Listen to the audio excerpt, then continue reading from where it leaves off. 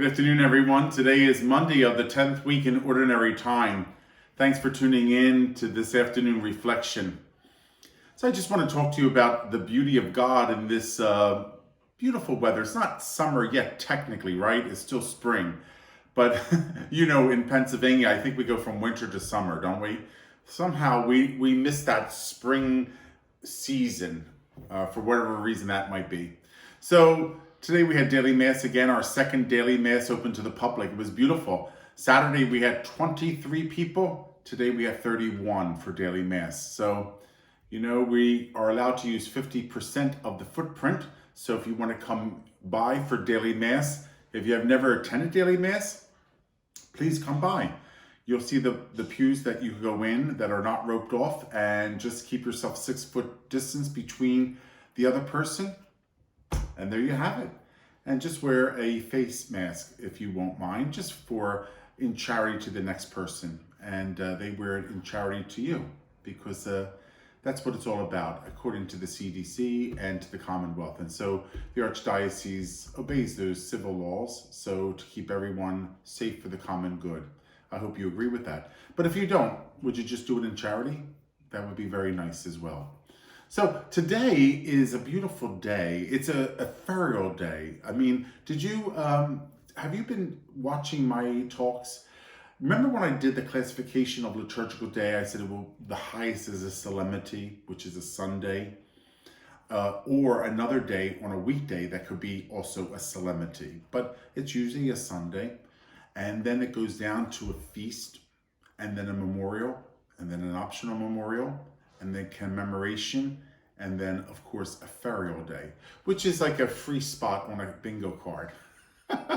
That's the best way I could explain ferial days in the liturgical sense, because a priest can celebrate that weekday mass, or he could celebrate a votive mass or another mass for maybe a particular virtue or grace, maybe the Holy Spirit or the Sacred Heart or the Blessed Mother or Jesus, the great high priest. So you could insert those masses into the ferial days, because it's a free spot on the bingo card, so to speak. Just want you to be educated on that, because it's something that we Catholics don't talk about. How often do we talk about like the ranking of a liturgical day? Not that often. But when it does come up, or like something like this, like a afternoon reflection, why not? Why not talk about these things? Because it helps us better understand our faith. So let's review. Highest is a solemnity, right? And every Sunday is a solemnity. A solemnity. And then we have a feast. And then we have a memorial. And then an optional memorial. And then we have a commemoration. And then we have a ferial day, which was today. But I celebrated, of course, the weekday mass. You saw me with a green vestment.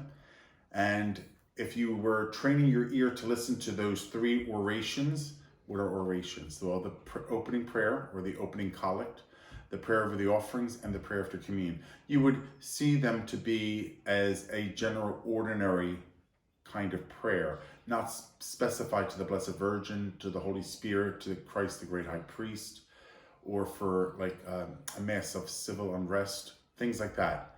So the priest has an option on a ferial day, because it's a free space on the bingo card, to celebrate a mass that is not geared, that is only geared to like weekday.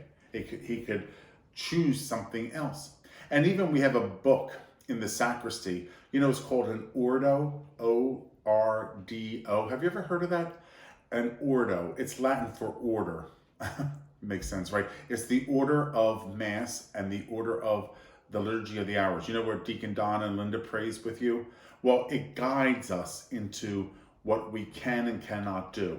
So it's a pretty thick book, and it gives us all those recommendations and those specifics of what is this day? What is this day liturgically speaking? What are your options? I want to go back to the solemnity. I was talking to the staff about this too, because we talk about things that I talk to you about. And we were saying, like, even if you compared it to a restaurant, it's like, when you go to a restaurant, you get like the dinner and 2 vegetables and you get a dessert. That might be like when you talk about the solemnity, because when you talk about a solemnity, you're talking about a Gloria, 2 readings, an Old Testament and a New Testament usually, unless you're in the Easter season and you have 2 New Testament readings, and then the Creed. So you're talking about a Gloria, 2 readings, and the Creed when you're dealing with a solemnity. So you might go to a weekday mass and it might be a solemnity, and you might think to yourself, why are we doing 2 readings, a Gloria and a Creed? This can't be an ordinary feast or a ordinary memorial or a ferial day. It has to be a solemnity. And that's where your liturgical theologian hat comes on. You're like, I know what today is. Today is the solemnity of the Most Sacred Heart of Jesus, or today is the solemnity of this or that. And then, because you wouldn't catch it if it was a Sunday, because Sundays are always solemnities. Don't we always have a Gloria? Don't we always have 2 readings? Don't we always have the Creed? There you go. That's a solemnity. But if that pops in during the weekday, you're like, this day is a solemnity, because there would never be this many additions to a weekday celebration of Mass. Because as you understand, we have what is called a gradual celebration of Mass. It's a gradual solemnity. And what that means is, you look at this listing of liturgical days: solemnity, feast, memorial, optional memorial, commemoration, ferial. Do you see how it's a gradual solemnity going up the ladder? And I say I equate it with the staff with a dinner, because for each of these days, there is another thing that's added or not added. So the solemnity, I was saying you get the meat, the 2 vegetables, you get this, you get that, and the dessert. Okay, for the feast, you get, 1 vegetable, 1 chicken. But we were just joking around with it because it just doesn't make sense. It tells you what is added or not added to the celebration of Mass. So, like I said, if it's a solemnity, it's full blown. It's the Gloria, 2 readings, and the Creed, right? When it's a feast, it's the Gloria, 1 reading. The Gloria and 1 reading. Not 2 readings and no Creed. And then when you go to the memorial, 1 reading. It's still a memorial, but the prayers, the orations are given to that saint in all 3 orations. In the optional memorial, also, it applies if you're taking that option. And for the ferial, there's no specific saint mentioned, but if you want to do a votive Mass. Now, that might be a little bit too much for your choosing, all this, but I thought it's nice to have a conversation about liturgical theology.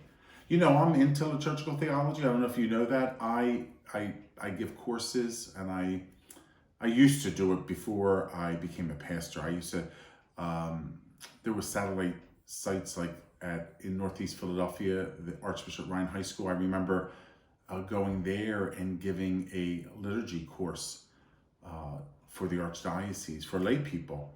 And I would go over to different parishes and dioceses and give it to them. Like I remember going to the Harrisburg Diocese, and in their diocesan center, I would give a reflection for RCIA and the catechumens and the candidates, because I have a love for that. I have there's not only a liking, but I understand it, and it makes very much good sense to me in my own spiritual growth. So people ask me to do that, and I enjoy teaching about liturgy. I enjoy teaching, as you probably know. I enjoy all that. So I hope you do too. I hope you enjoy learning about all this stuff and helping you to be a better formed Catholic. I think we need better formed Catholics, don't you? Whether it's about liturgical life, What's a feast? What's not a feast? What's a solemnity? What's not a solemnity? What's a memorial? What's an optional memorial? What's a ferial day? What's a commemoration? Commemorations happen during Advent and Lent, when those days are really sacrosanct. Like, in other words, Advent and Lent are pretty much built into the liturgical schedule because of their favorite season. It's a special season. But if you want to celebrate a particular saint, you're allowed to commemorate that saint with one prayer out of the three majors orations. And like, for instance, Saint Nicholas, December the 6th, right? I always opt to have a commemoration for him, and I would always choose to have that opening collect or opening prayer of Saint Nicholas. And you will retain the violet vestment. You won't wear the white vestment that you would normally do if Nicholas was like in June. You would wear probably the white vestment. But because we're in a sacrosanct season like Advent, you retain the violet. Okay? Am I confusing you already? I'm sorry, but I just want you to like put on your liturgical hat and get to know a little bit more about what we do as Catholics. Some of you probably like, I got that, I understand all that. Some of you may say, I don't pay attention to that much. But now you could just be a little bit more keen on that. Remember I said to train your ear to listen to these things, and also to train your eye to see what's happening liturgically and why we do what we do. So today we had 31 people at Daily Mass. It was beautiful, beautiful. And I thank all those people who come to Daily Mass. Talking to a parishioner outside, and she was getting her steps in. And I said, oh, please. She says, Father, I was listening to you, and you said, here's our campus. We have 23 acres, so I'm taking advantage of it. And I said, good. Go tell your friends. Really, no one's in school. No one was in school since mid-March or early March. But there's no one around, pretty much. We have it, especially after daily Mass, take, a couple laps. If you want to get 5,000 steps in, or the recommended, is it 10,000, I think, the recommended? So just get those steps in. That's wonderful. Please do it. I mean, it's nice to see people, or if you want to pray the rosary by the monument right by next to church, that big monument right next door to the church.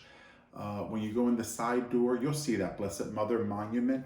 You can stay there and pray the rosary there. Or if you want to go by the pond, there's some benches there. We have some geese there. We have about 30 geese. So anyone has a dog, you want to bring your dog around there and because I have about 5 families and they're not registered. There's 5 geese family. I'm like, yo, you people, you're not registered here. So anyway, joking. So you could pray or do your steps and pray. Sometimes do you ever see those rosaries that are finger rosaries? You just put them on your finger and they have the bumps in them to pray the beads. Many people use them too as well. So all that kind of stuff. Enjoy this campus. 23 acres, 6 buildings for the parishioners here at St. Mary. And thank you for taking care of this place. You really do a great job. You say me, but not me. Not me. There's many hands that take care of this place. Myself and a slew of other people. It takes a village, but you as most especially, because of your time, talent, and treasure. So enjoy it.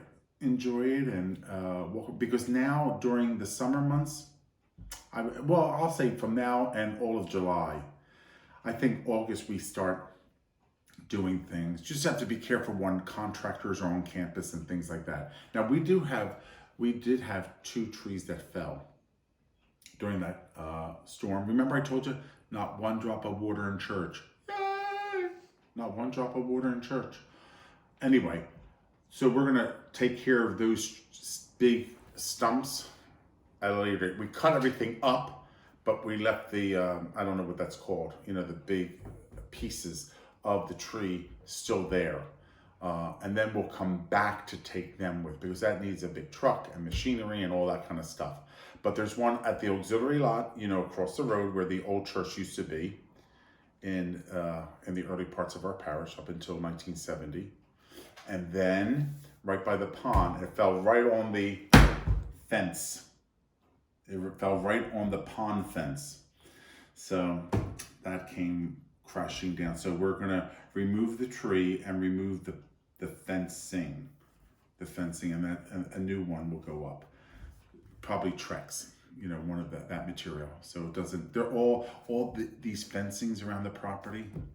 They're really getting bad, So we have to do poco e poco, little by little. And that's it. Just little by little. When the pennies come in, then we could do something else. But we just don't do anything until we have money set aside for that project. Because in our parish, there's many different accounts, and every account is locked just for that purpose. We don't rob Peter to give to Paul. No, you said, don't touch that. That's not yours. So we have to make sure that the account that we have for deferred maintenance and beautification, we just see how much money's in that account. So if you ever want to know that, if you ever want to contribute to like a purpose or like, let's say the boardwalk by the annex, or when we did that all over, that we use that account money. We don't touch anybody else's. You don't touch operations. You don't touch this. You don't touch home and school. You don't touch this. We have about 30 accounts in the parish. So everyone has their own proper account for that money. And I understand the proper accounting system for each of those buckets, I call them. So that's what was on our agenda. And we're also the next part of the agenda for the church is the floor. Yay! So if you have not made your pledge yet, maybe you want to think about it. That would be wonderful. We're not at our goal yet. So if you want to give us a couple extra dollars, that would help us. And we'll get up to that 2 million part, but we need a little bit over the 2 million. Remember all that overrun cost, that everyone has. Not that we planned it, it's just, it happens. I'm sure you know that by being a homeowner, right? So it's a little over 2 million. So we just still need a little bit. We're climbing up there. We're almost there, but we're not there yet. So our next adventure would be to rip up the rugs and put in the tile floor, and to pick up floor that doesn't skid or slip or make a lot of noise, because we're so used to rugs, right? So we have to just make sure that whatever material you use is going to be a good one. We have a lot of people that are on these various committees that help me and to decide, and people who are used to dealing with flooring, things like that. If you want to specifically make a donation for the flooring, that's the next thing that's happening, because all the outside, the roof, the gutters, the parapet, the limestone, the caulking, the gutter system, all done. Inside, the boards on the ceiling, all done. Those that were saturated, all done. All the plastering of the walls, all done. All the painting of the church, all done. Now, the floor. That's the next thing. So we have to see how much money we have in the bank. Because, pledge money is one thing, right? Sure. And then when it's trickled down into the bank account, then we know how much we can have, if we could start the next project. So that's why I just said we need a couple more pennies. But you're wonderful. You're wonderful. And thank you for everything. And I appreciate everything as well, because it's our shared home, yours and mine.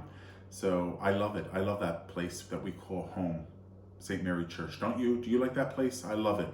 It's a beautiful, beautiful church. It's just Mary's hug.